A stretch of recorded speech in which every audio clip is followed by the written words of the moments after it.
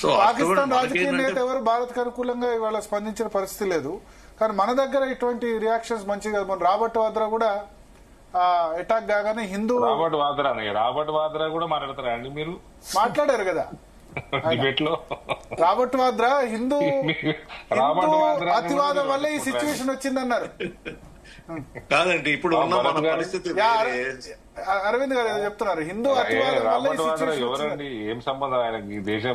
ఈ దేశంలో 140 కోట్లలో ఆయన ఒకడు. బట్ కాంగ్రెస్ ఫస్ట్ ఫ్యామిలీ అల్లుడు ఆయన.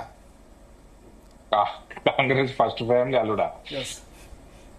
అంతే కదా. సరే, అది మా దురదృష్టం. అది ఏం చేస్తాం?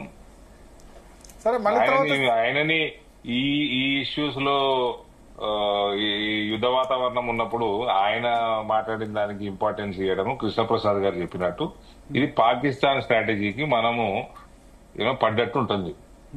కానీ ఇటువంటి జిగ్నేష్ ఆయన ఎవరో కూడా తెలియదు నాకు. ఈ రాబర్ట్ వాద్రా వీళ్ళందరినీ ఇగ్నోర్ చేయడం బెటర్. నేను రాహుల్ గాంధీనే సీరియస్ గా తీసుకుంటలేను సార్. మీరు ఆయన అపోజిషన్ లీడర్ కాబట్టి మనం మాట్లాడతాం. అదర్వైజ్ ఆయనను కూడా సీరియస్ తీసుకోవాల్సిన అవసరం లేదు, ఎందుకంటే ఆయననే పాలిటిక్స్ సీరియస్ తీసుకోడు.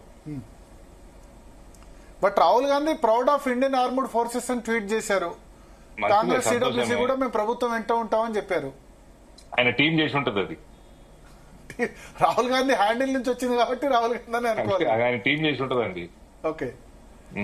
అటు ఆయన సంతోషం ఏంటంటే ఈసారి ప్రూఫ్ అడగలేదు. ప్రూఫ్ ఇచ్చారు కదా మన వాళ్ళు. అంటే కనబడ్డారు ఇస్తున్నది ప్రూఫ్ ఈసారి. పాకిస్తాన్ టెలివిజన్ ఛానల్స్ నుంచి వాళ్ళే ఇస్తున్నారు ఈసారి ప్రూఫ్. ఓకే. బట్ మొన్న మల్లికార్జున ఖర్గే అన్నారు మోడీకి